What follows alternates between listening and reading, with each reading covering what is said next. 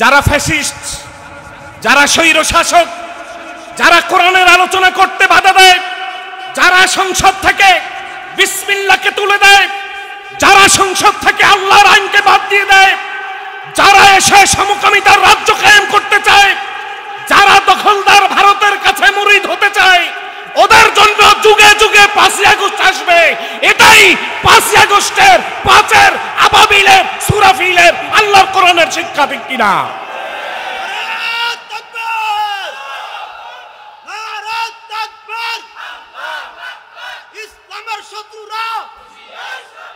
আমাদের আজকের আলোচ্য সূরা কয় নাম্বার? মোট সূরা কয়টা? 114টি সূরার মধ্যে 3 নাম্বার সূরা। সূরাটির নাম হচ্ছে আলু ইমরান। সুবহানাল্লাহ বলে। সূরার নাম কি? 114টি সূরার মধ্যে 3 নাম্বার সূরা। সূরার নাম হলো আল ইমরান। কোরআন শরীফ মোট কত পারা? 30 পারায় সন্নিবেশিত এবং বিস্তৃত এই কোরআনের 3 নাম্বার সূরা, সূরা আল ইমরান।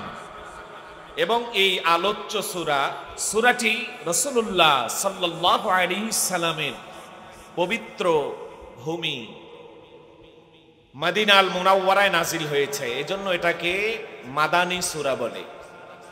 কোরআনের সূরা সাধারণত 2 প্রকার হয়, মক্কি সূরা আর মাদানী সূরা। হিজরতের আগে যে সূরাগুলো নাজিল হয় ওই সূরাগুলোকে মুফাসসিরদের ভাষায় বলে মাক্কি সূরা। হিজরতের পরে যেগুলো নাজিল হয়েছে এই সূরাগুলোকে মুফাসসিরদের পরিভাষায় বলে মাদানী সূরা। তাহলে আমাদের আজকের আলোচ্য সূরাটি হচ্ছে মাদানী সূরা। এই সূরার মধ্যে সর্বমোট 200 আয়াত শরীফা রয়েছে। কয়শো আয়াত? 200 থেকে একটা শূন্য বাদ দিলে কত হয়? জোরে কর না, কত? 20টি রুকু রয়েছে। আলহামদুলিল্লাহ বলেন। আমি এই কুলুগুলো এজন্য দিয়েছি যে আজকে ওয়াজ বাড়িতে নেওয়া লাগবে। রাজি আছি তো ইনশাল্লাহ? তাহলে সূরার আয়াত সংখ্যা কয়শো? জোরে বলেন কয়শো? রুকু সংখ্যা? এই সূরা মাক্কি না মাদানী? সূরার নাম কি? আল ইমরান। এই যে আল ও ইমরান, আল শব্দের অর্থ পরিবার। শুধু পরিবার না, সম্ভ্রান্ত পরিবার, ঐতিহ্যবাহী পরিবার, অসাধারণ পরিবার। আরবিতে সাধারণ পরিবারকে আহাল বলে, আহাল। আর অসাধারণ পরিবার তাদেরকে বলা হয় আল। যার নামে সূরা নাজিল হচ্ছে তিনি অসাধারণ ব্যক্তিত্ব ছিলেন। শুধু অসাধারণ ব্যক্তিত্ব নয়, তিনি এমন ব্যক্তিত্ব যিনি নবী না হওয়ার পরেও আল্লাহ পাক ওহী সূত্রে, যাকে তাফসীরের পরিভাষায় ইলহাম বলা হয়, ইলহামের মাধ্যমে আল্লাহ তার সাথে কথা বলেছেন। সুবহানাল্লাহ। বর্তমানে অশান্ত পৃথিবীতে আমরা television, radio, Facebook, Instagram, YouTube, বিশেষ করে এই মিডিয়ার যুগে মিডিয়া খুললে মুসলমানদের হৃদয়ে সবচাইতে রক্তক্ষরণ হয় যেই সংবাদ, তা হলো বাইতুল মুকাদ্দাসের সংবাদ, ঠিক কিনা? এই বাইতুল মুকাদ্দাসের দায়িত্বে ছিলেন ইমরান আলাইহিস সালাম। সুবহানাল্লাহ বলেন। তিনি নবী না, কিন্তু এর পরেও ইলহামের সূত্রে ওহী নাজিল করে তার সাথে কথা বলেছেন কে? শুধু তাই না, তার পরিবারের উপরে সূরা নাজিল হচ্ছে। পরিবারের নাম হলো ইমরানের অসাধারণ পরিবার। সুবহানাল্লাহ বলেন। ইমরানের ঐতিহ্যবাহী পরিবার। এই পরিবারের সদস্য সংখ্যা হচ্ছে ইমরানের স্ত্রী কয়জন? তাদের ঘরে একমাত্র মেয়ে কয়জন হলো? সেই মেয়ের গর্ভে একমাত্র সন্তান কয়জন হলো? এই 4 জনই দুনিয়ার জমিনে দাঁড়িয়ে আল্লাহ পাকের সাথে বিওয়াসিতাতি জিবরাইলের মাধ্যমে কথা বলার সৌভাগ্য অবলম্বন করেছেন, লাভ করেছেন। সুবহানাল্লাহ বলেন। তাহলে এই পরিবার কি সাধারণ পরিবার হতে পারে? এটা অসাধারণ পরিবার, ঠিক কিনা? ইমরানের স্ত্রীর নাম হচ্ছে হান্না বিনতে ফাহুস। হান্না বিনতে ফাহুস হচ্ছেন ইমরানের স্ত্রী, বাড়ির কর্ণধার, যিনি পরিবারের মূল কর্তা, তিনি হচ্ছেন ইমরান। তার স্ত্রী হচ্ছেন হান্না বিনতে ফাহুস। তাদের ঘর আলো করে কন্যা সন্তান জন্ম হয়েছে। এই কন্যার নাম হচ্ছে মারিয়াম আলাইহাস সালাতু ওয়াস সালাম। সুবহানাল্লাহ বলেন। মারিয়ামের গর্ভে যে সন্তান এসেছে রুহুল্লাহ, হযরতে ঈসা রুহুল্লাহ, যিনি পৃথিবীতে এসেছেন এবং এই পৃথিবীতে নির্যাতনের স্টিম রোলারে পিষে সর্বশেষ শত্রুর হাতে তিনি শত্রুর কবলে পড়ে শত্রুর হাত থেকে দুনিয়ার কেউ তাকে বাঁচাতে পারে না, এমন সময় আল্লাহ পাক তাকে উঠিয়ে নিয়ে গেছেন। সুবহানাল্লাহ।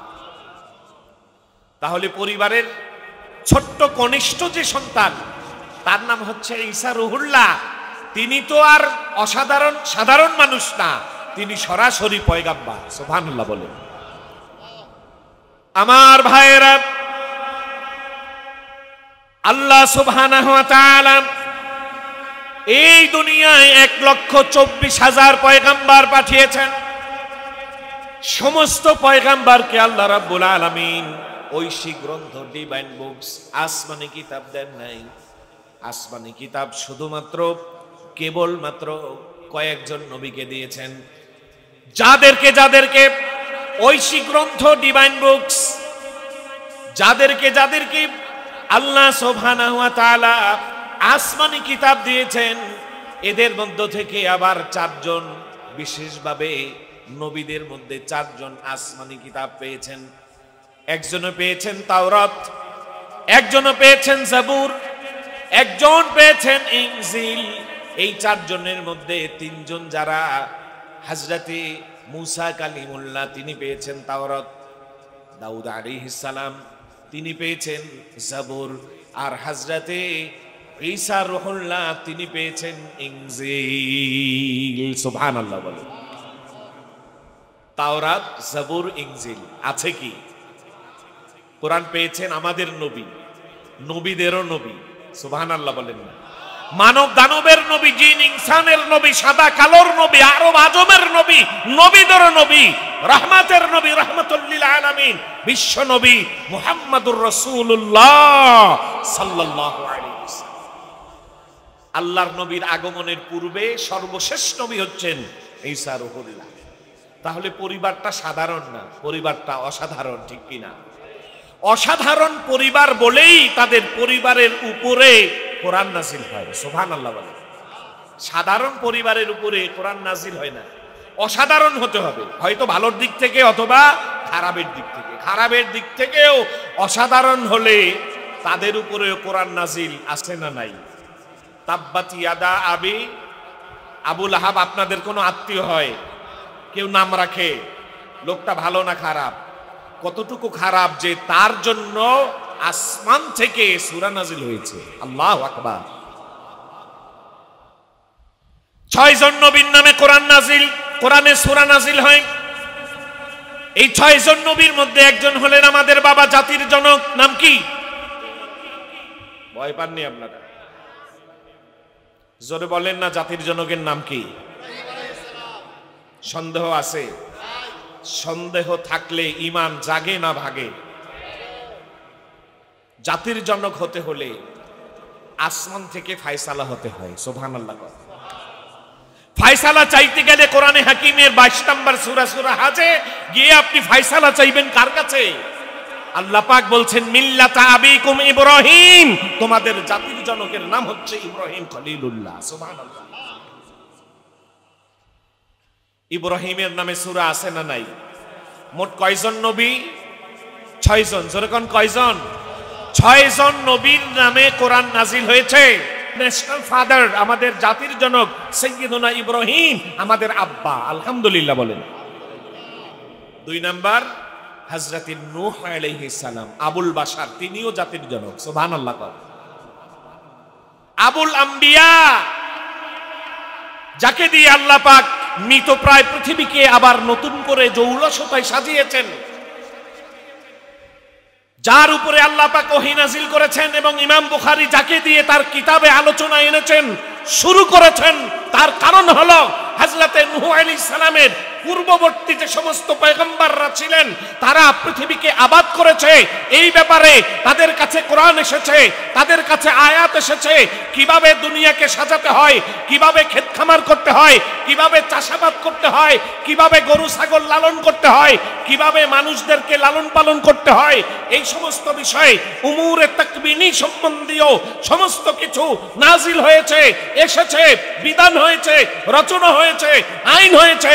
হযরতে নূহ আলাইহিস সালামের পূর্ব পর্যন্ত সবার আগে বাতিলের চোখে চোখ রেখে, ঠোঁটে ঠোঁট রেখে, নখে নখ রেখে বাতিলের সাথে মুজাদালা হয়ে, যুদ্ধ হয়ে, কিতাল হয়ে বাতিলের বিরুদ্ধে কথা বলার জন্য সবার আগে আয়াত নাযিল হয়েছে হযরতে নূহ আলাইহিস সালামের প্রতি। সুবহানাল্লাহ।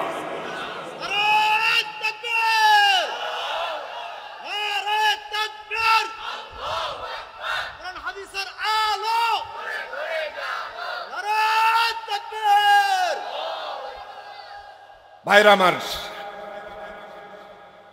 হযরতে নূহ আলাইহিস সালাম নাম ছিল আব্দুল গফফার। নাম কি ছিল? আব্দুল গফফার আল্লাহর প্রতি এত ক্রন্দনশীল ছিলেন, বেয়াদব উম্মতদেরকে নিয়ে এত বেশি জঞ্জাল পোহাতে হয়েছে, আর এত ক্রন্দনশীল ছিলেন, তার কান্নার অতিশয্যার কারণে আল্লাহ পাক তার নাম দিয়েছেন নূহ। নূহ শব্দের অর্থ অধিক ক্রন্দনকারী বান্দা। সুবহানাল্লাহ। হযরতে নূহ আলাইহিস সালামের নামে সূরা আছে না নাই? ইস্তাগফিরু রাব্বাকুম ইন্নাহু কানা গফফারা। নূহ আলাইহিস সালাম জাতির জন্য খুতবা দেন, ইস্তাগফিরু রাব্বাকুম, তোমাদের প্রতিপালকের কাছে তোমরা ক্ষমা চেয়ে আত্মশুদ্ধি করে নাও। ইন্নাহু কানা গফফারা, তোমাদের গুনাহ যত বড় হোক আল্লাহ পাক ক্ষমা করে দেবেন। সুবহানাল্লাহ। কিন্তু কম তার কথা শোনে নাই। 6 জন নবীর নামে যদি কোরআন সূরা হয়, 2 জন গেল, ইব্রাহিম আর নূহ। আছে কয়জন? 3 নাম্বার হযরতে হুদ আলাইহিস সালামের নামে কোরআনে সূরা আছে। 4 নম্বরে লূত আলাইহিস সালামের নামে কোরআনে সূরা আছে। তাহলে কয়জন হইল? আছে কয়জন? 4 2 মোট কত হয়? 5 নাম্বার কোরআনে হাকিমের 12 নাম্বার পারার 12 নাম্বার সূরা, 12 নাম্বার পারার 12 নাম্বার সূরা, সূরা ইউসুফ। আলোচনা আসবে, কারণ এই সূরার মধ্যে এমন একটা ম্যাজিক আছে, এই ম্যাজিকটা যুগে যুগে সমস্ত ফ্যাসিস্ট স্বৈরাচাররা অবলম্বন করে থাকে। নাউজুবিল্লাহ বলো। আমি আজকে বিশেষ বক্তা, এই জন্য ওই ব্যাপারে আলোচনা নেই নাই, তা না হয় সূরা ইউসুফ থেকে আলোচনা করা প্রয়োজন ছিল। যাই হোক, সূরা ইউসুফে মোট 12টা রুকু, 12টি বিষয়। প্রথম 6টা বিষয় শুধু ট্র্যাজেডি, ট্র্যাজেডি আন্ডার ট্র্যাজেডি, শুধু বিপদ, বিপদ আর বিপদ, ওয়াবাল ফাওকা ওয়াবাল। 6টি রুকু এভাবে জঞ্জাল শুরু হতে হতে গিয়ে 7 নম্বরে গিয়ে আবার একটার পর একটা খুলে যায়, ফাতাহ হয়। ইন্না ফাতাহনা লাকা ফাতহাম মুবিনা। বাকি 6টি বিষয় আবার পূর্বের 6টি বিষয়কে খুলে দেয়। সুবহানাল্লাহ বলেন। তাহলে 6 জন পয়গম্বরের নামে সূরায় আসলো, 5 জন শেষ। আছে কয়জন? তিনি হলেন আমাদের নবী, নবীজি মুহাম্মাদুর রাসূলুল্লাহ সাল্লাল্লাহু আলাইহি ওয়াসাল্লাম। আল্লাহ সুবহানাহু ওয়া তাআলা, যিনি বিশাল আকাশের মালিক, বিস্তীর্ণ জমিনের মালিক, রাজ অধিরাজ, সম্রাটের সম্রাট, বিচার দিনের একচ্ছত্র অধিপতি, আল্লাহ রাব্বুল আলামিন 6 জন নবীর নামে সূরা দিলেন। 25 জন নবীর আলোচনা কোরআনে হাকিমের মধ্যে করলেন। তিনি 1,24,000 পয়গম্বর দুনিয়ায় পাঠিয়েছেন। মুসনাদে আহমদের হাদিস। আমার ভাইয়েরা, আমার বন্ধুরা, আবার আল্লাহ রাব্বুল আলামিন 2 জন ওলির নামে কোরআন নাজিল করেছেন। আল্লাহু আকবার। 2 জন ওলির নামে কোরআনে স্বতন্ত্র সূরা নাজিল হয়েছে। যেহেতু নবীরা মহিলা হন না, নবীরা পুরুষ হন, আমার মা আমার বোনেরা, আপনারা নবী হন নাই কিন্তু নবীদের মা হয়েছেন, আলহামদুলিল্লাহ। যখন বিলায়েতের আলোচনা করেছেন, ওলির আলোচনা করেছেন, আল্লাহ রাব্বুল আলামিন ওলির আলোচনা করতে গিয়ে সেখানে একজন পুরুষ ওলির নাম আর একজন মহিলা ওলির নামে কোরআনে সূরা নাজিল করেন। পুরুষ ওলি যিনি, তিনি হযরতে লোকমান, সুবহানাল্লাহ বলেন। 21 নম্বর পারার 31 নম্বর সূরা, সূরা লোকমান। হযরতে লোকমান তিনি নবী ছিলেন না, ওলি ছিলেন। তাফসীর ইবনে কাসিরের মধ্যে আল্লামা ইবনে কাসির রাহমাতুল্লাহ আলাইহি riwayat গ্রহণ করেছেন, হযরত জিবরাইল আমিন যিনি আউটপাস, স্বরাষ্ট্র পররাষ্ট্র, যদিও আল্লাহর কাছে কোনো স্বরাষ্ট্র পররাষ্ট্র নেই, আপনাদের বোঝানোর জন্য বলি, স্বরাষ্ট্র পররাষ্ট্র আউটপাস যিনি ওহী নাজিল করেন, ওহীর সাথে যিনি যান, হযরত জিবরাইল আমিন, তিনি হযরতে লোকমানের কাছে এসে বলেন, ও লোকমান, আল্লাহ রাব্বুল আলামিন আপনাকে দুটি জিনিস দিয়েছেন, অপশন দিয়েছেন, সুযোগ দিয়েছেন, গ্রহণ করার জন্য ইচ্ছা দিয়েছেন, মাশিয়াত দিয়েছেন। আল্লাহ তাআলা বলেছেন, দুটি জিনিস তোমার কাছে আমি যেন রিপ্রেজেন্ট করি, উপস্থাপন করি। একটি হলো হিকমত, আর একটা হলো নবুয়ত। আপনি হিকমত নেবেন না নবুয়ত নেবেন? আল্লামা ইবনে কাসির বলেন, এবার হযরতে লোকমান আলাইহিস সালাম ভাবলেন, আল্লাহ রাব্বুল আলামিন লক্ষাধিক পয়গম্বর দুনিয়ায় পাঠান, এই পয়গম্বরদেরকে কোনোদিন আল্লাহ রাব্বুল আলামিন অপশন দেন নাই, সুযোগ দেন নাই যে সে নবী হবে নাকি ওলি হবে, হাকিম হবে।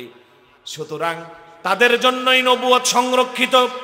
আমাকে যেহেতু অপশন দেয়া হয়েছে, সুযোগ দেয়া হয়েছে, এত বড় দায়িত্ব আমি পারবো কিনা জানি না, তবে নবুয়ত না নিলে কি হবে, আমি বেলায়েত গ্রহণ করি। আল্লাহু আকবার।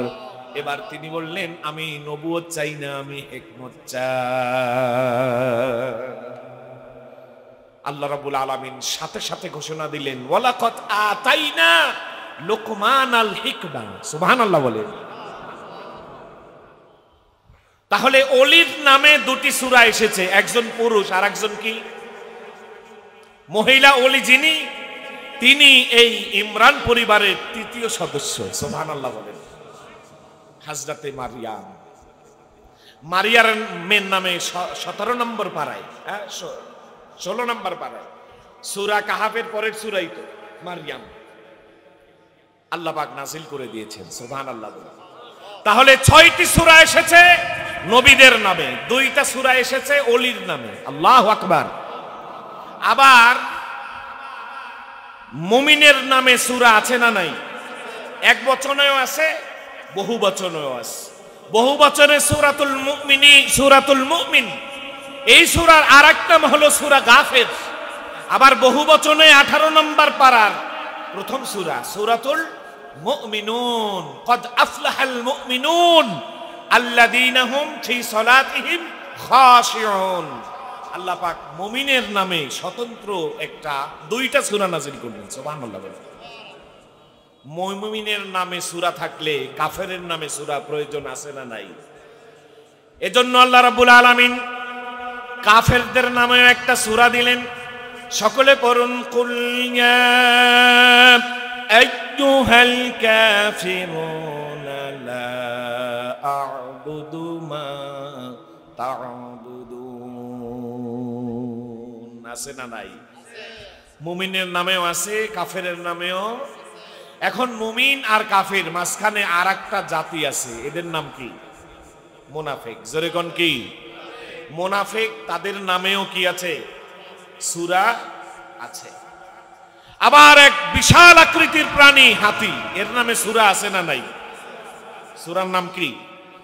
সূরাতুল। এই সূরা এর মধ্যে একটা পাখির আলোচনা আছে না নাই? ওই পাখি একা এসেছিল না ঝাঁক বেঁধে এসেছিল? সেই ঝাঁকের নাম কি? জোরে কর না। আবাবিল। অনেকে মনে করেন, একটা ভুল ভেঙে দেই আমি, অনেকে মনে করেন আবাবিল মনে হয় একটা পাখি। আবাবিল আসলে পাখি না। আবাবিল যদি পাখি হতো তাহলে এই আবাবিল যেদিন সংগঠিত হয়েছিল ওই দিন আল্লাহর নবী সাল্লাল্লাহু আলাইহি সাল্লামের পৃথিবীতে সূচনার শুভ লগ্ন ছিল। সুবহানাল্লাহ বলেন। আল্লাহর নবী যে বছর জন্মগ্রহণ করলেন ওই বছর আবাবিল এসেছিল কার সুরতে? পাখির। জোরে বলেন কার সুরতে? কিন্তু পাখির নাম আবাবিল না। পাখির নামে যদি আবাবিল হতো তাহলে এই আবাবিল কিয়ামত পর্যন্ত আর আসতো। ভাইরা আমার, যেহেতু ওই পাখির নাম না, এই জন্য আল্লাহ পাক যে কোনো প্রাণীকে আবাবিল বানিয়ে আব্রাহা নামক কুখ্যাত ফ্যাসিস্টদেরকে যুগে যুগে ছাতা পিতা করে দেশ ছাড়া করেন, ঠিক কিনা?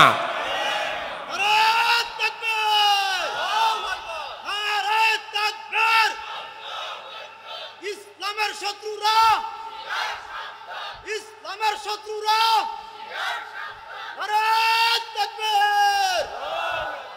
আরো আশ্চর্য হবেন, আমি ওয়ারসালা আলাইহিম তায়রান আবাবিল আলোচ্য আয়াত শরীফা যেই সূরার মধ্যে, সূরা ফিল হাতির নামের সূরা, সূরার মধ্যে গিয়ে দেখি এই সূরার আয়াত সংখ্যা 5টা। সুবহানাল্লাহ বলেন। জোরে কোন কয়টা? 5ই কয় না, 5ই আগস্ট। আবাবিলের আয়াত সংখ্যা কয়টা? আবার এইটা 105 নম্বর সূরা, ওইখানেও কত? আল্লাহ পাক তাহলে যুগে যুগে আবাবিলের সাথে 5-এর সাথে সম্পর্ক রেখেছেন, ঠিক কিনা? যারা ফ্যাসিস্ট, যারা স্বৈর শাসক, যারা কোরআনের আলোচনা করতে বাধা দেয়, যারা সংসদ থেকে বিসমিল্লাহকে তুলে দেয়, যারা সংসদ থেকে আল্লাহর আইনকে বাদ দিয়ে দেয়, যারা এসে সমকামিতার রাজ্য কায়েম করতে চায়, যারা দখলদার ভারতের কাছে মুরিদ হতে চায়, ওদের জন্য যুগে যুগে 5ই আগস্ট আসবে। এটাই 5ই আগস্টের 5-এর আবাবিলের সূরা ফিলের আল্লাহর কোরআনের শিক্ষা, ঠিক কিনা?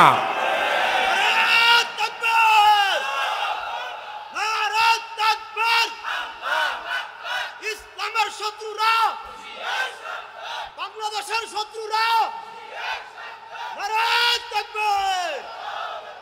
ভাইরা আমার, এই বিশাল আকৃতির প্রাণী ফিল, হাতি, এলিফ্যান্ট ম্যান সূরা। আবার ছোট্ট পিঁপড়ার নামেও সূরা আছে না নাই? মৌমাছির নামে। এই বিষয় আলোচনা করতে গেলে আলাদা মঞ্চ দরকার, কিন্তু আমাদের আলোচ্য বিষয় তো এটা না। আমাদের আলোচ্য বিষয় হচ্ছে কয় নাম্বার সূরা? সবাই বলেন না। 3 নাম্বার। কয় নাম্বার? এই সূরার মধ্যে আয়াত আছে কয়শো? আলহামদুলিল্লাহ, আপনারা তো বুদ্ধিমান মানুষ, মনে আছে। অনেক জায়গায় মনে রাখতে পারে না। 200 আয়াত শরীফা, 20টি রুকু, ঠিক কিনা? আমাদের আজকের আলোচনা হবে 200 আয়াত শরীফা বিশিষ্ট এই সূরার 140 নম্বর আয়াত শরীফ। এবার দেখেন 140 নম্বর আয়াতে আল্লাহ কি বলছেন। এখন কোরআন থেকে সরাসরি তাফসীর শুরু হয়ে যাচ্ছে, আর এদিক সেদিক মন দেওয়া যাবে না। ইয়ামসাসকুম করহুন ফাকাদ মাসাল কওমা করহুম মিসলুহু। আল্লাহ বলতেছেন, জোরে কোন কে বলতেছেন? আল্লাহ কাউকে ভয় পান, কাউকে মেপে কথা বলেন, কারো চোখের দিকে তাকিয়ে কথা বলেন? বরং আল্লাহ যখন কথা বলেন পয়গম্বরদের জিহ্বা পর্যন্ত শুকিয়ে যায়, ঠিক কিনা? আল্লাহ পাক বলছেন ইয়ামসাসকুম করহুন, হে নবী মুহাম্মদুর রাসূলুল্লাহ সাল্লাল্লাহু আলাইহি ওয়াসাল্লাম, আজ তোমরা ক্ষমতাচ্যুত, আঘাতগ্রস্ত, পরাজিত শক্তি। এই শব্দটা বিগত কালে বারবার শুনতে হয়েছে। পরাজিত শক্তি, পরাজিত শক্তি, পরাজিত শক্তি সকলে সবসময় থাকে, কারণ জয় পরাজয়ের মালিক কে? আল্লাহ বলছেন ইয়ামসাসকুম করহুন আই ইন আসাবাতকুম জারহুন। ইয়ামসাসকুম করহুন, আজকে তোমরা পরাজিত, ফাকাদ মাসাল কওমা করহাম মিসলুহু, হে নবী মুহাম্মদ ঠিক এমনি ভাবে একদিন তোমাদের হাতে তারাও পরাজিত হয়েছিল। আই ইন আসাবাতকুম জারহুন ফাকাদ আসাবাল কওমু আই কওমুল কুফফার কদ জারাহু, তারাও একদিন তোমাদের মতো পরাজিত হয়েছিল। ওয়াতিলকাল আইয়ামু নুদাউিলুহা বাইনান নাস, কারণ জয় পরাজয়ের মালিক দুনিয়ায় কেউ না, জয় পরাজয়ের মালিক কে? কুলিল্লাহুম্মা মালিকাল মুলক তুতিল মুলকা মান তাশা ওয়া তানজিউল মুলকা মিম্মান তাশা। জয় আর পরাজয় এমন এক জিনিস, যারা মনে করে ক্ষমতা আমার, আমার বাবার, আমাদের, তারা দুপুরে খাবার রান্না করেছে খাবে, ওই খাবার মুখ পর্যন্ত পৌঁছানোর সুযোগ আল্লাহ তাদেরকে দেয় না, ঠিক কিনা? আন্নাল কুওয়াতা লিল্লাহি জামিআ। নাকি জনগণ? আমরা প্রায় একটি কথা শুনি, সকল ক্ষমতার উৎস জনগণ, কোশ্চিন কালেও না। আন্নাল কুওয়াতা লিল্লাহি জামিআ, সবটা ক্ষমতার মালিক আমার আল্লাহ। হুয়াল আউয়াল ওয়াল আখির ওয়াল যাহির ওয়াল বাতিন, আল্লাহ তাআলা সকল ক্ষমতার উৎস। আল্লাহ যাকে চান ক্ষমতা দেন, যার থেকে ইচ্ছা ক্ষমতা নিয়ে নেন, ঠিক কিনা? ওয়াতিলকাল আইয়ামু নুদাউিলুহা বাইনান নাস, জয় আর পরাজয়ের এই দিনগুলো, ক্ষমতার এই দিনগুলো, ওয়াতিলকাল আইয়ামু নুদাউিলুহা আই নুরাজ্জিউহা নুকাল্লিবুহা নুবাদদিলুহা, জয় আর পরাজয়ের দিনগুলোকে আমি ঘুরিয়ে ফিরিয়ে দেই। সুবহানাল্লাহ। একুল গড়ে অকুল ভাঙে, এই তো নদীর সকাল বেলার আমির যে তুই, ফকির সন্ধ্যাবেলা। নেত্রী সারা বছর করে ইসলামের বিরোধিতা, নির্বাচন আসলেই হাতে তসবিহ, মাথায় পট্টি, আছে না নাই? এরকম নেত্রী মনে হয় আপনারা দেখেন না এই দেশে। সারা বছর ইসলামের পক্ষে না বিপক্ষে, নির্বাচন আসলে হাতে তসবিহ, মাথায়। এখন তসবিতে সে পড়ে কি পরে আল্লাহই জানে। ইমাম সাহেব কয় নেত্রী পরে কি একটু জিজ্ঞেস করা দরকার। গিয়ে কয় আপা আপা আপা, জি আপা, ইয়েস আপা, হা আপা, নো আপা, আসি আপা, গেছি আপা, আসে রে আপা, গেছে রে আপা, ঠিক কিনা? সে আপাই বলবে না কি বলবে, অবস্থাই খারাপ। আপারে জিজ্ঞেস করছে, আপা আপনি যে তসবিহ পড়েন ভালোই লাগে, মনে মনে কয় সারা বছর তো তসবিহওয়ালাদেরকে আয়নাঘর, জেলখানা, হাজতখানা, ঠিক কিনা? এখন নিজেও তসবিহ হাতে নিছে, কারণ নির্বাচন সামনে। ইমাম সাহেব ভাবে আপাই কি পড়ে একটু দেখি, সুবহানাল্লাহ পড়ে কিনা। তো সুবহানাল্লাহ পড়তে তো লম্বা একটা সময় লাগে, ঠিক কিনা? সুবহানাল্লাহ সুবহানাল্লাহ সুবহানাল্লাহ, ইমাম সাহেব মনে মনে পড়ে, দেখি তসবিহ কখন শেষ হয়। এখন ইমাম সাহেব দেখে যে তার সুবহানাল্লাহ 20 বার হয়েছে, আর আপার তসবিহ 3 বার খতম হয়ে গেছে। কয় তাইলে আপাই তো সুবহানাল্লাহ পড়ে না, আপার মধ্যে ভণ্ডামি আছে না নাই? তাহলে মনে হয় আপায় আলহামদুলিল্লাহ পড়ে। এবার ইমাম সাহেব মনে মনে কয় আলহামদুলিল্লাহ আলহামদুলিল্লাহ আলহামদুলিল্লাহ। ইমাম সাহেব পড়ছে 20 বার, আপার তসবিহ শেষ হয়েছে 3 বার। এরপরে কি আল্লাহু আকবার, একই অবস্থা। এখন কয় আপা আপনি আসলে কি পড়েন? সুবহানাল্লাহ আলহামদুলিল্লাহ আল্লাহু আকবার এইগুলা পড়েন? কয় না, আমি আসলে তসবিহতে আয়াতুল কুরসি পড়ি। আপাই কি পড়ে?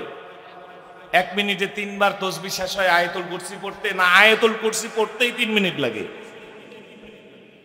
আপা এইরকম আয়াতুল কুরসি তো আমরা শিখি নাই, লম্বা আয়াত হলো আয়াতুল কুরসি, আপনি কেমনে পড়েন? আরে এই জন্যই তো তোদের জন্য আয়না ঘর, তোদের জন্য জেলখানা, তোদের জন্য গুম খুন, তোরা এগুলা বুঝবি না মোল্লার দল। আমি পুরা আয়াতুল কুরসি পড়ি না, আয়াতুল কুরসি থেকে আমি আয়াত বাদ দিয়ে দিছি। আয়াত বাদ দিলে কি থাকে? আয়াতুল কুরসি আয়াত বাদ দিলে থাকে কি? এখন আমি তসবিহতে পড়ি কুরসি কুরসি কুরসি কুরসি কুরসি। কুরসি মানে হলো গদি, মানে নির্বাচন সামনে আমি তসবিহতে পড়ি গদি গদি গদি গদি গদি। এরকম আপা আছে না নাই? নির্বাচন আসলে এগুলো আমাদের চোখে পড়ে, ঠিক কিনা? আল্লাহ তাআলা এদেরকে হেদায়েত দান করুক বলি আমিন। হেদায়েত নসিব না থাকলে জিল্লতের ফায়সালা দিয়ে দিক বলি আমিন। যাই হোক, আমাদের আলোচ্য বিষয় ছিল যে ক্ষমতায়নের এই দিনগুলোকে আল্লাহ পাক ঘুরিয়ে ঘুরিয়ে ওয়াতিলকাল আইয়ামু নুদাবিলুহা বাইনান নাস, এই দিনগুলোকে আই নুরাজ্জিউহা ওয়া নুকাল্লিবুহা ওয়া নুবাদদিলুহা বাইনাল কুফফারি ওয়াল মুমিনিনা, মুমিন এবং কাফেরদের মাঝে ক্ষমতাকে আমি ঘুরিয়ে ঘুরিয়ে আজকে সে কালকে সে 15 বছর উনি, 3 বছর উনি, 2 বছর উনি, এইভাবে ঘুরাইয়া দেই। দেওয়ার কারণ দুইটা, জোরে বলেন কয়টা? ওয়ালিয়ালামাল্লাহুল্লাযীনা আমানু, এক নাম্বার কারণ হলো আমি দেখি আইয়ালিয়ামতাহিনাল্লাহুল মুমিনিন, যারা মুমিন তারা ক্ষমতা পাওয়ার পরে তারা কি আল্লাহকে ভুলে যায় নাকি আল্লাহকে স্মরণ করে? তারা কি সংসদে কোরআনের আইন কায়েম করতে চায় নাকি কোরআনকে নিষিদ্ধ ঘোষণা করতে চায়? তাদের সাথে আলেমদের সম্পর্ক ভালো থাকে না নাস্তিকদের সম্পর্ক ভালো থাকে? তারা কোন লেভেলে রাষ্ট্র পরিচালনা করতে চায় এটা আমি দেখি। আর 2 নাম্বার কারণ হলো ওয়ায়াত্তাখিদা মিনকুম শুহাদা, আমি ক্ষমতা নিয়ে গিয়ে পরাজিত শক্তি যারা থাকে তারা মুমিন, এই অবস্থায় মুমিনদের থেকে কিছু শহীদদেরকে শাহাদাতের কার্ড দিয়ে আমি জান্নাতের সুউচ্চ মর্যাদা দান করে থাকি। আয়াতের পরিশেষে আল্লাহ বলেন ওয়াল্লাহু লা ইউহিব্বুয যালিমিন, আল্লাহ জালেমদেরকে পছন্দ করেন, ভালোবাসেন। এটা হলো আয়াতের সাবলীল তরজমা। করহন তাফসিরে জালালাইন, তাফসিরে ইবনে কাসির সহ বিভিন্ন আরবিক তাফসিরে দেখবেন করহন 2 লোকাতে এসেছে, এটা আলেমরা বুঝবেন। করহন বিফাথিল কফি ওয়া বিদম্মিহা। করহন শব্দের অর্থ হলো জারহন, আর কুরহন শব্দ হলো আলামুল জারহি, আঘাত আর আঘাতের ব্যথা, ঘুরে ফিরে একটা আরেকটার প্রায় মুরাদেব শব্দ। কিন্তু এখানে প্রথম করহন শব্দের দ্বারা আল্লাহ পাক উহুদের উদ্দেশ্য করেছেন, সুবহানাল্লাহ। দ্বিতীয় করহন শব্দ দ্বারা আল্লাহ বদরের উদ্দেশ্য করেছেন। ছোট্ট একটা শব্দ করহন, কফ রহা, এই 3টা শব্দ কি জাতের কথা? আল্লাহ পাকের বাগ্মিতা, আল্লাহ পাকের বলার দক্ষতা, আল্লাহর বলার ক্ষমতা, আল্লাহর বাচন ভঙ্গি, আল্লাহর কথা, আল্লাহর ঘোষণা কি ভয়ঙ্কর, কি জাতের কথা তিনি বলেছেন। 3 শব্দের ছোট্ট একটি 3 অক্ষরের ছোট্ট এক শব্দের মধ্যে দুনিয়ার 2টা মহাযুদ্ধ ঢুকিয়ে দিয়েছেন, সুবহানাল্লাহ। আজকে কি বার? বৃহস্পতি, শুক্র, তারপরের দিন শনি, শুক্রবার, জুমাবার। বিশ্বনবীর কাছে খবর এলো কুফফারে কুরাইশ এক হয়েছে, সারা মক্কার কুফফাররা এক হয়েছে, তারা বদরের প্রতিশোধ নিতে চায়। ফেস্টনি করেছে, ব্যানার করেছে, প্রচারপত্র করেছে, দাওয়াত দিয়ে তারা ঐক্যবদ্ধ হয়েছে, হাতে হাত মিলিয়েছে এবং সংকল্প করেছে তারা এক হয়ে মুসলমানদেরকে আক্রমণ করবে। বলি নাউজুবিল্লাহ। 1500 বছর আগে জাজিরাতুল আরবে, আরব উপদ্বীপে সেদিনের আবু জেহেলের রুহানি সন্তানেরা আবু সুফিয়ানের নেতৃত্বে ঐক্যবদ্ধ হয়েছিল। 1500 বছর পার হয়ে গেছে, বিজ্ঞান পাল্টায়েছে, মানুষের ভাবধারার পরিবর্তন হয়েছে, চিন্তা চেতনার বিকাশ হয়েছে, সংস্কৃতির আবর্তন হয়েছে, তারমিম তাহরিম হয়েছে।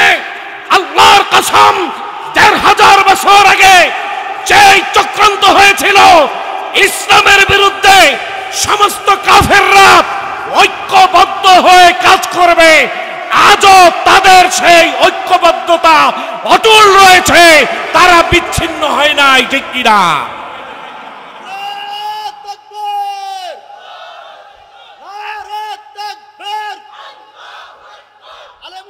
শত্রুরা, মসজিদ মাদ্রাসার শত্রুরা,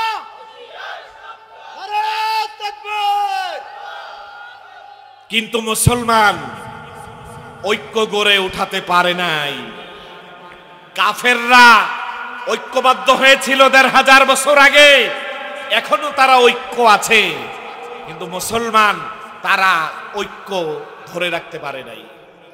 আজ মুসলমান শত দলে বিভক্ত, কেউ লম্বা জামা, কেউ গোল জামা, কেউ পাঁচকলি, কেউ এক কলি, কেউ উঁচা টুপি, কেউ নিচা টুপি, কেউ কওমি, কেউ আলিয়া, এক একজন এক এক দলে বিভক্ত হয়ে গিয়ে মুসলমানরা আজ তাদের ঐক্য নষ্ট করেছে। আর ঐক্য নষ্ট হওয়ার কারণে ইসলাম তার স্বর্ণালী যুগের সৌন্দর্য হারিয়ে ফেলেছে, ঠিক কিনা? এজন্য আর সময় নাই।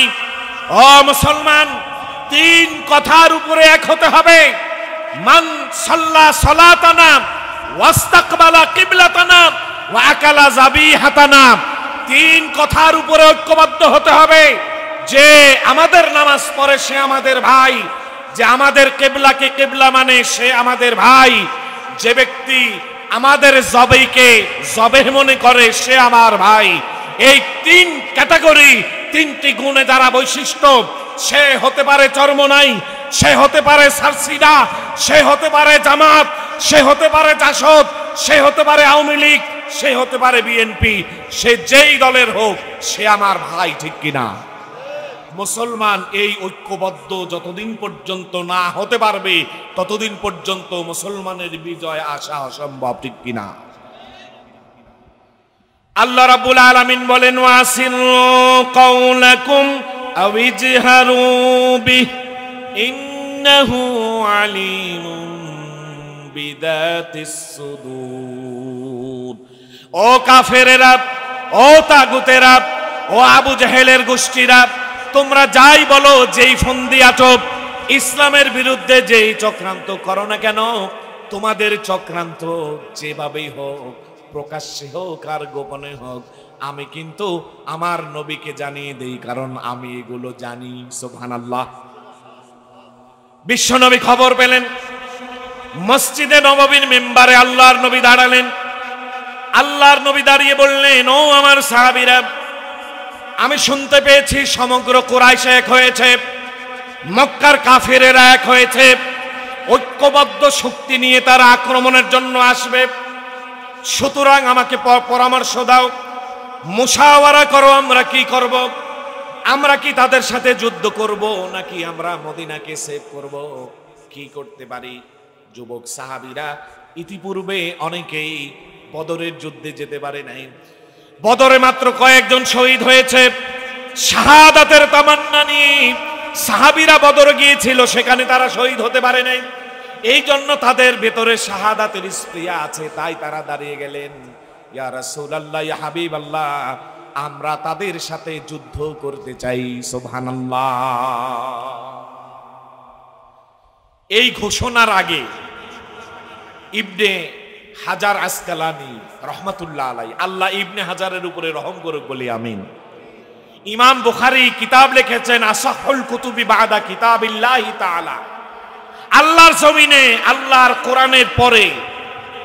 কোরআনের পরে সবচাইতে বিশুদ্ধ কিতাব হলো বুখারী শরীফ। এই বুখারী লিখেছেন ইমাম বুখারী রহমাতুল্লাহ আলাইহি।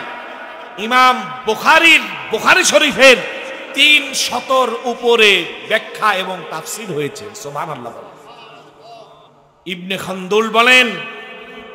খালদুন বলেন আমি ইমাম বুখারীকে বলতে চাই, ইমাম বুখারী যে কিতাব লিখেছে বুখারী শরীফ, এই কিতাব লেখার কারণে গোটা উম্মতে মুহাম্মদী তার প্রতি ঋণী হয়ে গেছে। সুবহানাল্লাহ।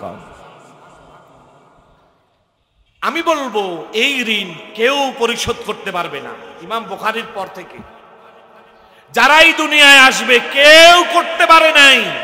তবে একজন মানুষ যিনি এই ঋণ পরিশোধ করার চেষ্টা করেছিলেন, তিনি ইবনে হাজার আসকালানি। 26 বছর বয়স সময় লেগেছে বুখারী শরীফের একটি তাফসীর লেখার জন্য। ফাতহুল বারী, এই ফাতহুল বারী লিখতে গিয়ে মাঝ পথে অসুস্থ হয়ে গেছেন। রব্বে কারিমের কাছে হাত তুলেছেন, রব্বুল আলামিন, আমি তো তোমার নবীর বিশুদ্ধ হাদিসের গ্রন্থ, বিশুদ্ধ হাদিস গ্রন্থ বুখারীর তাফসীর লিখছি, আমাকে তুমি আর কিছুদিন হায়াত দাও, যাতে করে আমি এই কিতাবের তাফসীর লেখা শেষ করতে পারি। সুবহানাল্লাহ। আল্লাহ হায়াত দিয়েছেন, 26টি বছর পার হয়েছে, জাতির জন্য এক গৌরব উজ্জ্বল কিতাব লিখেছেন ফাতহুল বারী। ফাতহুল বারীর মধ্যে ইবনে হাজার আসকালানি রহমাতুল্লাহ আলাইহি লেখেন, বিশ্বনবী 3টি স্বপ্নে দেখলেন। সুবহানাল্লাহ বলেন। নবীদের স্বপ্ন এটাও ওহীর একটি প্রকার। আল্লাহু আকবার। কয়টা স্বপ্ন দেখেছেন? আল্লাহর নবী স্বপ্নে দেখলেন বিশ্বনবী একটি লোহার বর্ম পরিহিত, যুদ্ধে যাওয়ার জন্য আগেকার মানুষের লোহার পোশাক পরত। আল্লাহর নবী একটি লোহার পোশাক পরে দাঁড়িয়ে আছে। আল্লাহর নবী আরো স্বপ্নে দেখলেন তার হাতে জুলফিকার তরবারি। এই তরবারিটি আল্লাহর নবী সাল্লাল্লাহু আলাইহি সাল্লাম একটা ঝাঁকুনি দিলেন। একটা ঝাঁকুনি দেওয়ার সাথে সাথে তরবারিটি বাঁকা হয়ে গেল, থেতলে গেল, ধোতা হয়ে গেল, অচল হয়ে গেল, তেজ দীপ্তহীন হয়ে গেল, জংয়ে ধরে গেল। তরবারিটি এভাবে দেখে আল্লাহর নবী মন খারাপ করলেন। আবার তিনি তরবারিকে দ্বিতীয়বারের মতো একটা ঝাঁকুনি দিলেন। বিশ্ব নবী এই ঝাঁকুনি দেওয়ার সাথে সাথে তরবারি আগের চাইতে আরো বেশি ধারালো হয়ে গেল। 3 নাম্বার স্বপ্ন, আল্লাহর নবী দেখলেন বিশ্ব নবীর সামনে একটি গরু গাভী জবাই দেওয়া হচ্ছে। এই তিনটি স্বপ্ন দেখলেন। 3টা স্বপ্নের ব্যাখ্যা আল্লাহর নবী বুঝে গেলেন, কারণ তিনি দর্শনের নবী, ফিলোসফির নবী, তিনি রহমাতুল লিল আলামিন। তিনি স্বপ্নের ব্যাখ্যা জানতেন, সব জানতেন। আল্লাহ তাকে সব জানিয়েছেন। আল্লামানি রব্বি ফা আহসানা তালিমি ওয়া আদ্দাবানি রব্বি ফা আহসানা তাদিবি। আমার আল্লাহ আমাকে শিক্ষা দিয়েছেন, উত্তম শিক্ষা। সুবহানাল্লাহ। আমার আল্লাহ আমাকে আদব শিখিয়েছেন, ইলম শিখিয়েছেন। আল্লাহর নবী সাল্লাল্লাহু আলাইহি সাল্লাম বুঝে ফেললেন বিশ্ব নবীর সামনে একটি গাভীন জবাই হচ্ছে। এই স্বপ্নের ব্যাখ্যা হলো আল্লাহর নবীর সামনে কিছু সাহাবীরা শহীদ হয়ে যাবেন। বিশ্ব নবী বুঝে ফেললেন উহুদের ময়দানে যদি যাই, ওইখানে আমার কিছু সাহাবীরা শহীদ হয়ে যাবে। 2 নাম্বার স্বপ্ন, প্রথমে তরবারি থেতলে গেল, তেজ দীপ্তহীন হয়ে গেল, তরবারি অচল হয়ে গেল। এর অর্থ হলো এই যুদ্ধে প্রথম মুসলমান মার খাবে, এই যুদ্ধে মুসলমান সাময়িক পরাজয় বরণ করবে। দ্বিতীয়বার ঝাঁকুনি দেওয়ার সাথে সাথে দেখলেন তরবারি আরো তেজদীপ্ত হয়ে গেল। এর অর্থ হলো আল্লাহর নবী বুঝে গেলেন যে এবার তরবারি এতটা ধারালো সম্পন্ন হবে, এই তরবারি আর কোনোদিন থেতলে যাবে না, আরো বেশি শক্তি ধারণ করে ফেলবে। 3 নাম্বার স্বপ্ন, বিশ্বনবী লোহার পোশাক পরে। সুবহানাল্লাহ। এই স্বপ্নের ব্যাখ্যা হলো, হে নবী, ওরা আক্রমণ করবে, সাহাবীরা শহীদ হবে, মার খাবে, মুসলমানরা হেরে যাবে, তাই বলে মদিনার কোনো ক্ষতি হবে না। সুবহানাল্লাহ। যুদ্ধের পোশাক পরিধান করে থাকলে যেমন যোদ্ধার সিনায় কোনো ক্ষতি হয় না, সুরক্ষা থাকে, বিশ্বনবী আপনি ঘাবড়াবেন না, আপনার মদিনায় কেহ একটি টোকাও দিতে পারবে না। সুবহানাল্লাহ। এটা শুধু ওই দিনের জন্য না, কিয়ামত পর্যন্ত মদিনাকে সুরক্ষা রাখবেন আল্লাহ। সুবহানাল্লাহ। দাজ্জাল পৃথিবীতে আসবে, সারা পৃথিবীকে বধ করবে, সারা পৃথিবীতে ফিতনা ছড়াবে, মানুষকে হত্যা করবে, পাপাচারে লিপ্ত করবে, শিরকে লিপ্ত করবে, সকলকে তিনি পরাস্ত করে সর্বশেষ কুখ্যাত দাজ্জাল মদিনায় আক্রমণ করার জন্য যাবে। মদিনার সীমান্তে দাঁড়ানো মাত্র আল্লাহ পাক রহমতের ফেরেশতাদেরকে পাঠিয়ে দেবেন। তারা মদিনাকে সুরক্ষা দেওয়ার জন্য ধারালো তরবারি নিয়ে মদিনার হেরেমের সীমানায় দাঁড়িয়ে থাকবে, আর দাজ্জালকে আক্রমণ করার জন্য ধাওয়া করবে। ভয়ে দাজ্জাল মদিনা থেকে পালাবে। সুবহানাল্লাহ। এই হলো আমার মদিনা। আল্লাহ ওই প্রাণের মদিনায় আমাদের সকলের মৃত্যু নসিব করুক বলে আমিন। শাহাদাতের মৃত্যু নসিব করুক বলে আমিন। আজকাল আমি বিভিন্ন বক্তা ভাইদেরকে দেখি আখেরি মোনাজাতে দোয়া করে, আল্লাহ সেজদার মধ্যে মৃত্যু দিও, নামাজের মধ্যে মৃত্যু দিও, মসজিদের মধ্যে মৃত্যু দিও, রমজান মাসে মৃত্যু দিও, ইবাদত করা অবস্থায় মৃত্যু দিও। আছে না নাই? কিন্তু আমার দুঃখ হয়, সবগুলা হাদিস বললো, সবচাইতে বিশুদ্ধ যে হাদিস, শাহাদাতের মৃত্যু কেন চাও না? তুমি সেজদা অবস্থায় মৃত্যু চাইবা, তুমি নামাজ অবস্থায় মৃত্যু চাইবা, মসজিদে বসে মৃত্যু চাইবা, না না, এই মৃত্যু তুমি কামনা করো না। তুমি মৃত্যু কামনা করবে শাহাদাতের তামান্না নিয়ে, আল্লাহুম্মা রযুকনা শাহাদাতান ফি সাবিলিক ওয়াজআল মাউতি ফি বালাদি রাসূলিক। হে আল্লাহ, আমাকে শাহাদাতের মৃত্যু দাও, তোমার নবীর নগরী মদিনায় মৃত্যু দাও। সুবহানাল্লাহ। আল্লাহ কবুল করুক বলি আমিন। শাহাদাতের মৃত্যু নসিব হলে কোনো ভয় আছে? পিপুলিকায় কামড় দিলে যেই ব্যথা, অতটুকু ব্যথাও নাই। সুবহানাল্লাহ। সাহাবীরা শাহাদাতের তামান্না নিয়ে দাঁড়িয়ে গেছে। 1000 সাহাবীর নাম লিস্টেড হয়েছে। 1000 সাহাবীরা উহুদে যাবে। সুবহানাল্লাহ। কাফের হয়েছে 3000। মুসলমান থেকে কয় গুণ বেশি? কাফেররা 3000, মুসলমান 1000। সংখ্যায় কাফেররা বেশি হলেও মুসলমানদের ভয় নাই, কারণ মুসলমানদের আল্লাহ আছে, ঠিক কিনা?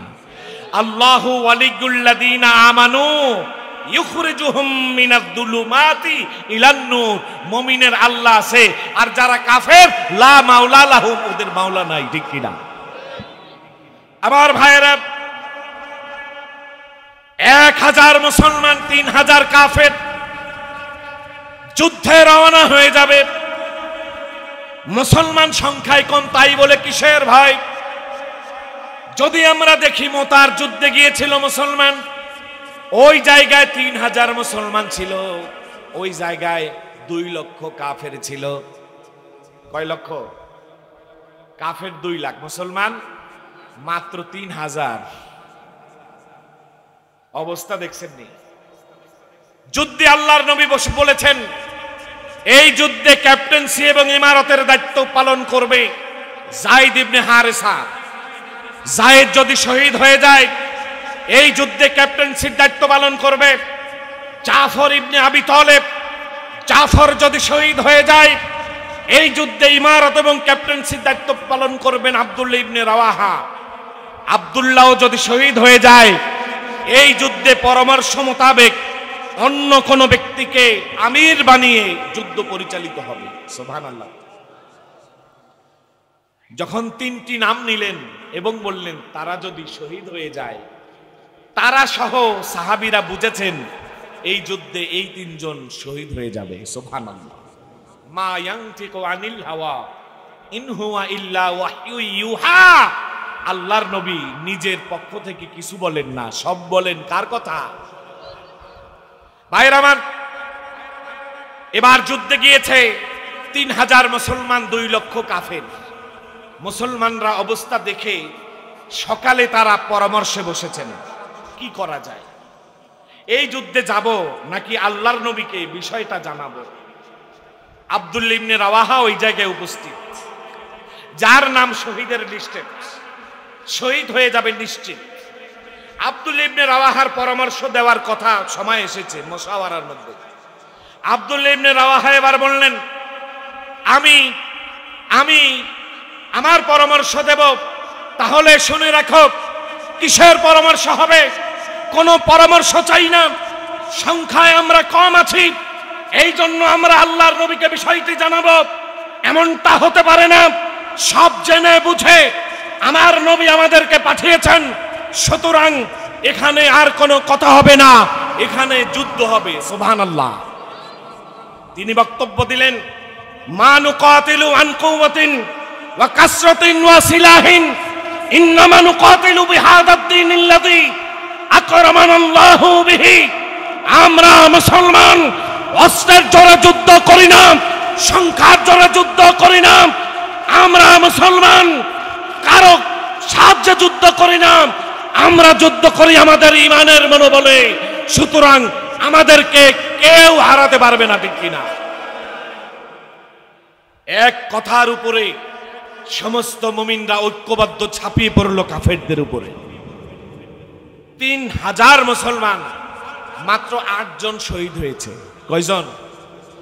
8 জন শহীদ হয়েছে, আর কাফেররা কুকুরের মতো পালিয়েছে। সুবহানাল্লাহ। এটা কি সংখ্যা দিয়ে হয়েছে? অস্ত্র দিয়ে হয়েছে? সৈন্য দিয়ে হয়েছে? এটাই বলেছেন হযরতে আব্দুল্লাহ ইবনে রাওয়াহা রাদিয়াল্লাহু তাআলা আনহু। ভাইরা আমার, সুতরাং সংখ্যা দিয়ে যুদ্ধ হয় না। বিশ্বনবী 1000 সৈন্য নিয়ে যখন যান, প্রতিমধ্যে কুখ্যাত মুনাফিক রাইসুল মুনাফিকিন আব্দুল্লাহ ইবনে উবাই ইবনে সালুল সে দাঁড়িয়ে গেল। 300 সৈন্য নিয়ে সে পিছপা হয়ে গেল, পালিয়ে চলে আসলো। মুসলমান ছিল এতক্ষণ 1300 কমে গিয়ে মুসলমান হলো মাত্র 700। কাফের কয় হাজার? উহুদের ময়দানে গিয়েছে। উহুদ, ইমাম বুখারী হাদিস বলছেন, উহুদ হাদা জাবালুন ইউহিব্বুনা ওয়া নুহিব্বুহু। সুবহানাল্লাহ। আল্লাহর নবী বলেন, উহুদ এমন এক পাহাড়, এই উহুদ পাহাড় আমাদেরকে ভালোবাসে, আমরাও উহুদকে ভালোবাসি। সুবহানাল্লাহ। উহুদ পাহাড়ের কাছে গিয়ে বিশ্বনবী দেখলেন আর একটা টিলা পর্বত আছে, এটার নাম হলো জাবালে আইনাইন। এই জাবালে আইনাইন উহুদ পাহাড়ের পাশেই। যদি যুদ্ধ লেগে যায়, আল্লাহর নবী পৃথিবীর সর্বশ্রেষ্ঠ রণকৌশলী। সুবহানাল্লাহ। যুদ্ধের কৌশল বিশ্বনবী যেভাবে জানতেন, কিয়ামত পর্যন্ত কোন রণকৌশলী আসবে না এত সুন্দর যুদ্ধের কৌশল জানেন। আল্লাহু আকবার। জাবালে আইনাইন দেখে তিনি বুঝে ফেলেছেন কোন আঙ্গিকে যুদ্ধ করলে আমরা পরাজিত হব অথবা জয়ী হব। সুবহানাল্লাহ। অষ্টম হিজরি বাবু গজওয়াতি ফাতহি মাক্কাতা, বুখারী শরীফের লম্বা হাদিস খুলে দেখেন, বিশ্বনবী মক্কায় রওনা হয়েছেন। আল্লাহর নবীর সাথে 10,000 ঈমানদীপ্ত সাহাবী। সুবহানাল্লাহ। কাফেররা খবর পেয়ে গেছে মুসলমানরা লম্বা এক কাফেলা নিয়ে আসছে। কত এটা কেউ জানে না, 1000 নাকি 1 কোটি নাকি 1 লাখ, কেউ জানে না। আবু সুফিয়ান বাহিনী বলে, তাহলে আমরা কি করব? বলে, তোমরা রাতের বেলায় দেখো যে মুসলমান কি পরিমাণ আছে। আল্লাহর নবী বললেন, ও আমার সাহাবীরা, খবরদার খবরদার, দিনের বেলায় তোমরা যেভাবেই থাকো না কেন, রাতের বেলায় তোমরা তাবু করে ময়দানে ঘুমোতে হবে, সবাইকে তাবু করতে হবে। একজন আলাদা আলাদা তাবু নির্মাণ করতে হবে, ওই তাবুর মধ্যে আলাদা আলাদা বসবাস করতে হবে। আর কারো তাবু অন্ধকার রাখা যাবে না, সকলের তাবুর মধ্যে আলো জ্বালিয়ে রাখতে হবে, চারাক জ্বালিয়ে রাখতে হবে, মশাল জ্বালিয়ে রাখতে হবে। সাহাবীরা বুঝে উঠলেন না, কিন্তু বিশ্বনবী বলেছেন আল্লাহর নবীর কথা ফেলতে পারবেন না। এই জন্য সাহাবীরা বললেন, আমান্না ওয়া সাল্লামনা সামিনা ওয়া আতাইনা ইয়া রাসূলুল্লাহ, ইয়া হাবিবাল্লাহ, আপনি বলেছেন এটাই মেনে নিয়েছি, এটাই শ্রেয়। আল্লাহর নবীর কথা মোতাবেক রাতের বেলায় সকলে তাবু নির্মাণ করে আলাদা আলাদা থাকা আরম্ভ করলো। হযরতে রাসূলুল্লাহ সাল্লাল্লাহু আলাইহি সাল্লামের রণকৌশল কত সুন্দর এবার চেয়ে দেখেন। রাতের বেলায় কাফেরেরা পাহাড়ের উপরে উঠেছে, পাহাড়ের চূড়ায় উঠে দূরবীন লাগিয়েছে মুসলমানদের কি অবস্থা। এবার দেখে মুসলমানরা যেই ময়দানের মধ্যে অবস্থান করে, ওই ময়দানে একটা দুইটা না, ওই ময়দানে হাজার হাজার তাঁবুর ব্যবস্থা করা আছে। 1 2 3 11 12 13 23 24 29 52 53 100 1400 এইভাবে গুনতে গুনতে আকাশের তারা যেমন গোনা যায় না, নক্ষত্র গুনে শেষ করতে পারে না, এরকম গুনতে গুনতে আবার পেছ লেগে যায়, আবার গোড়ার থেকে শুরু করে, আবার লেগে যায়, আবার শুরু করে, ঘন্টার পর ঘন্টা পার হয়, এরপরেও তারা গুনে শেষ করতে পারে না কতটা তাবু আছে। সুবহানাল্লাহ।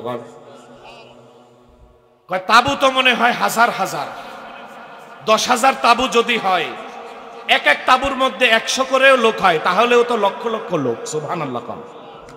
ভাই আবু সুফিয়ান, আল্লাহর হস্তে এবার মাফ করেন, আর এই যুদ্ধ করতে পারবো না। মুসলমানদের কাছে এবার চিরে চাপটা হতে হবে, একজন দুইজন না, হাজার হাজার যদি তাবু হয় তাহলে কত মানুষ। সুবহানাল্লাহ। মূলত এক একটা তাবুর মধ্যে আছে কয়জন? তারা মনে করতেছে কয়জন? 100। সুবহানাল্লাহ। কোন তাবু অন্ধকার নাই, সব তাবুতে আলো জ্বলতেছে।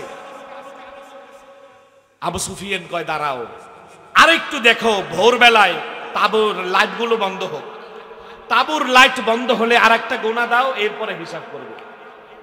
আল্লাহর নবী বললেন, সাহাবীরা খবরদার খবরদার, বসবাস করার জন্য যেমন তাঁবু হয়েছে আলাদা আলাদা, এক একজন এক একটা তাঁবু ব্যবহার করেছ, কিন্তু সকালবেলা বাথরুম করার জন্য, পায়খানা করার জন্য এত তাঁবু হবে না, এত পায়খানা হবে না, কয়েকটা মাত্র ল্যাট্রিন হবে, পায়খানা হবে। এবার পায়খানার সামনে হাজার হাজার সাহাবীদের ভিড়, সুবহানাল্লাহ, হাতে লোটা, মুখে মেসওয়াক, আল্লাহু আকবার। এবার দূরবীন দিয়ে আবার সকালবেলা দেখে, হায় হায়, এক এক বাথরুমের সামনে কয়েক হাজার করে লোক দাঁড়ানো, সুবহানাল্লাহ। রাত্রে তো মনে করেছিলাম 10 লাখ, এখন তো মনে হইতেছে 10 কোটি, আল্লাহু আকবার। এই বুদ্ধি আমার নবীকে যিনি দিয়েছেন তিনি কে? এবার তারা কয়, না ভাই, মুসলমানদের সাথে আর পারা যাবে না, এখন আসো সকলে মিলে আল্লাহর নবীর কাছে ক্ষমা চেয়ে এক বাক্যে সকলে পড়ে নেই, লা ইলাহা ইল্লাল্লাহু মুহাম্মাদুর রাসূলুল্লাহ। 10,000 সাহাবীকে আল্লাহর নবীর একটা বুদ্ধির কাছে তারা 1 কোটি সাহাবী মনে করতেছে, সুবহানাল্লাহ। ইসলাম জয়ী হয়ে গেল। 1971 সাল 16ই ডিসেম্বর, বিজয় দিবস। মুক্তিযোদ্ধার দামাল ছেলেরা ঢাকার প্রাণকেন্দ্রে যেভাবে দাঁড়িয়েছিল, অস্ত্র উঁচিয়ে ধরে, তারা যেভাবে স্লোগান দিয়ে দিয়ে ঢাকার প্রাণকেন্দ্রে দাঁড়িয়েছে, আমরা 71 দেখি নাই, কিন্তু আমরা 5ই আগস্ট দেখেছি। 5ই আগস্টের কথা যদি বলি, সেই দিন বিজয়ী ছাত্র সেনারা, মাদ্রাসার ছাত্ররা, আপামর জনতারা, তারা যেভাবে পরাজিত শক্তিকে দেশ ছাড়া করে আনন্দ উচ্ছ্বাসের সাথে বঙ্গভবন, গণভবনে ঢুকেছিল, সংসদ ভবনে ঢুকেছিল, একইভাবে আমার নবীর সাহাবীরা আল্লাহু আকবার, আল্লাহু আকবার, আল্লাহু আকবার স্লোগানে আকাশ বাতাস মুখরিত করে জয়ের মালা পরে বাইতুল্লাহ দাঁড়িয়েছিল। আল্লাহু আকবার।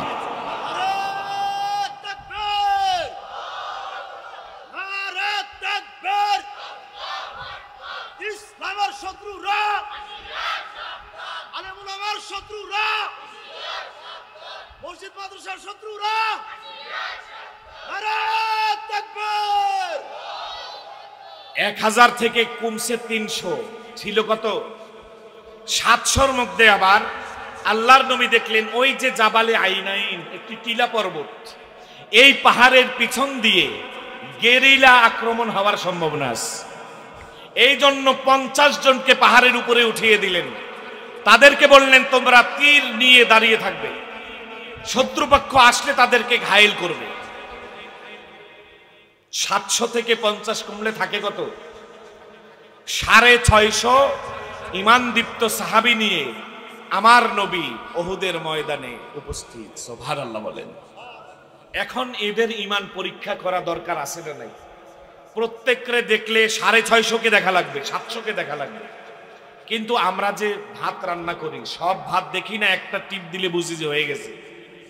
আমরা একটা সাহাবীকে একটু দেখি, আব্দুল্লাহ ইবনে জাহাশ, আল্লাহু আকবার বলেন। আল্লাহর নবীর ফুফাতো ভাই, আল্লাহর নবীর দুধ ভাই, আল্লাহর নবীর ব্রাদার ইন ল, সে লোক। 3 ধরনের সম্পর্ক তার সাথে, সুবহানাল্লাহ বলেন। তিনিও এখানে উপস্থিত। আব্দুল্লাহ ইবনে জাহাশের ঘনিষ্ঠ বন্ধু, আল্লাহর নবীর মামা সাদ ইবনে আবি ওয়াক্কাস রাদিয়াল্লাহু তাআলা আনহুমা, তিনি বললেন, বন্ধু চলো, উহুদের ময়দানে যুদ্ধে এসেছি, যুদ্ধ করব, আমরা আল্লাহর কাছে একটু হাত তুলে দোয়া করে নেই। সুবহানাল্লাহ। ও সাদ ইবনে আবি ওয়াক্কাস, তুমি দোয়া করো, আমি আমিন আমিন বলবো। আবার আমি দোয়া করব, তুমি আমিন আমিন বলবে। সাদ ইবনে আবি ওয়াক্কাস রাদিয়াল্লাহু তাআলা আনহু এবার দোয়া শুরু করলেন। হযরতে সাদ রাদিয়াল্লাহু তাআলা আনহু বললেন, আল্লাহুম্মা রযুকনি জাইশান শাদীদান হারদুহু শাদীদান বাসুহু ইউকাতিলুনি ওয়া উকাতিলু ফিক। ও রব্বুল আলামিন, আমি তোমার কাছে এসেছি, তোমার রাস্তায় জিহাদ করার জন্য এসেছি, শত্রুপক্ষের শক্তিশালী সৈন্য যেন আমার সামনে পড়ে, ফাআকতুলুহু, আর আমি যেন আমার কালিমা জড়ানো তেজদীপ্ত তরবারি দিয়ে ওই কাফেরের কল্লা উড়িয়ে দিতে পারি। আল্লাহুম্মা আমিন। মোনাজাত শেষ। আব্দুল ইবনে জাহাশের পালা, তিনি মোনাজাত দিলেন, আল্লাহুম্মা রযুকনি জাইশান শাদীদান হারদুহু শাদীদান বাসুহু ইউকাতিলুনি ওয়া উকাতিলু ফিকা ফায়াকতুলুনি ফায়ুজাদ্দি উযুনি ওয়া আনফি ফাইদা লাকিতুকা গাদান তাসআলু আন্নি ফিমা জুদিআ আনফুকা ওয়া উযনুক ফাআকুলু ফিকা ওয়া ফি রাসূলিক, বলি আল্লাহু আকবার। তিনি বললেন, রব্বুল আলামিন, তোমার রাস্তায় জিহাদ করার জন্য এসেছি, আল্লাহুম্মা রযুকনি জাইশান শাদীদান বাসুহু শাদীদান হারদুহু, আমার সামনে তুমি প্রতিপক্ষের শক্তিশালী সৈন্য উপস্থাপন করে দেবে, ইউকাতিলুনি ওয়া উকাতিলু ফিকা, সে শয়তানের পক্ষ হয়ে আমার বিরুদ্ধে যুদ্ধ করবে, আমি তোমার পক্ষ হয়ে তার বিরুদ্ধে যুদ্ধ করব, ফায়াকতুলুনি, এরপর সে আমাকে হত্যা করে দেবে। সুবহানাল্লাহ। আগের দোয়ার সাথে এই দোয়ার মিল আছে। আগের দোয়ায় কি বলেছে? ফাআকতুলুহু, আমি তাকে হত্যা করব, আর এখানে বলছেন ফায়াকতুলুনি, সে আমাকে হত্যা করবে। সুবহানাল্লাহ। ভাইরা আমার, সাদ ইবনে আবি ওয়াক্কাস রাদিয়াল্লাহু তাআলা আনহু আফসোস করে বলেন, এরপরে হযরত আব্দুল ইবনে জাহাজ বলতেছেন, ফায়ুজাদ্দি, এরপর সে আমার নাক কেটে দেবে, কান কেটে দেবে, ফায়ুজাদ্দি আনফুক ওয়া উযনুক, ফায়ুজাদ্দি উযুনি ওয়া আনফি, আমার নাক কেটে দেবে, আমার কান কেটে দেবে, ফাইদা লাকিতুকা গাদান, কিয়ামতের ময়দানের মুসিবতের সময়, যেদিন তোমার সাথে আমার সাক্ষাৎ হবে, তুমি আমাকে জিজ্ঞেস করবে, ফিমা জুদিআ আনফুকা ওয়া উযনুক, ও আব্দুল্লাহ, তোমার নাক কোথায়, তোমার কান কোথায়, তোমার নাক কোথায় গেল, তোমার কান কোথায় গেল, তুমি কোন জায়গায় গিয়ে তোমার নাক কেটে ফেলে দিয়েছো, কান হারিয়ে ফেলেছো। ফাআকুলু ফিকা ওয়া ফি রাসূলিক, তখন আমি বলবো, রব্বুল আলামিন, আমি তোমার রাস্তায় গিয়ে উহুদের ময়দানে আমার কান আর নাক হারিয়ে এসেছি। আলহামদুলিল্লাহ বলেন। আমাদের আজকের মধ্যমণি, এই মাহফিলের মূল কেন্দ্রবিন্দু, 3 দিন ব্যাপী মাহফিলের, যার আলোচনা শোনার জন্য আপনারা পঙ্গপালের মধ্যে চলে এসেছেন। আমিও মোহতারামের ভক্ত, আমার মসজিদেও আমরা রমজান মাসে বিশাল প্রোগ্রাম করি। এবছরও আমি 2 দিন ব্যাপী প্রোগ্রাম করেছি। আমার সেই প্রোগ্রামের প্রথম দিন আমরা নিয়েছিলাম মোনাজের জামান আল্লামা নুরুল ইসলাম অলিপুরি হাফিজাহুল্লাহ তাআলাকে, এবং দ্বিতীয় দিন আমার নিজের প্রোগ্রামে আমি প্রধান অতিথি করেছি আমার ভাই আরিফ বিন হাবিব ভাইকে। আল্লাহ পাক হযরতে হায়াতের মধ্যে আল্লাহ পাক বারাকা দান করুক বলি আমিন। তার ইলম থেকে জাতিকে ইস্তিফাদা করার তৌফিক দান করুক বলি আমিন। এরকম যুগে যুগে আমাদের জাতির সোনালী সন্তান আল্লাহ প্রত্যেক মায়ের গর্ভে দান করুক বলি আমিন। ভাইরা আমার, সাদ ইবনে আবি ওয়াক্কাস রাদিয়াল্লাহু তাআলা আনহু বলেন, এবার আমি দেখলাম যুদ্ধের পরে তার লাশ পড়ে আছে, কানও কেটে দেওয়া হয়েছে, নাকও কেটে দেওয়া হয়েছে। সুবহানাল্লাহ। জিহাদের ময়দানে শহীদ, জিহাদের ময়দানে মুজাহিদ যে দোয়া করেন, এই দোয়া কবুল করেন কে? সেই উহুদের চেতনা আমাদের মধ্যে বাস্তবায়ন করার প্রয়োজন আছে কিনা? এই প্রয়োজনীয়তা বুঝলেই সে বুঝবে, ওয়াতিলকাল আইয়ামু নুদাবিলুহা বাইনান নাস, আই ওয়াতিলকাল আইয়ামুদ দুয়ালু নুকল্লিবুহা ওয়া নুরাজ্জিউহা ওয়া নুবাদদিলুহা বাইনাল মুমিনিনা ওয়াল কুফফার। জয় আর পরাজয়ের এই দিনগুলোকে ঘুরিয়ে ঘুরিয়ে মুমিন আর কাফের, মুমিন আর মুনাফিকের মধ্যে দান করেন কে? এই জন্য ক্ষমতা পেয়ে কারো একথা মনে করার সুযোগ নাই যে এটা আমার বাবার দেশ, ঠিক কিনা? 15 আর 16 বছর হোক আর 36 বছর হোক, ক্ষমতা ছাড়ার সময় হলে আল্লাহ পাক বলেন, আমি ধরি না ইন্নাহুম ইয়াকিদুনা কাইদাও ওয়া আকিদু কাইদা, আমি ধরি না, একবার ধরলে আল্লাহ পাক আমাদের সকলকে বোঝার তৌফিক দান করুক বলি আমিন। আমিন। ক্বালু সুবহানাকা লা ইলমা লানা ইল্লা মা আল্লামতানা ইন্নাকা আনতাল আলিমুল হাকীম ওয়া উফাউযু আমরি ইলাল্লাহ ইন্নাল্লাহা বাসীরুম বিল ইবাদ। আসসালামু আলাইকুম ওয়া রাহমাতুল্লাহি ওয়া বারাকাতুহু।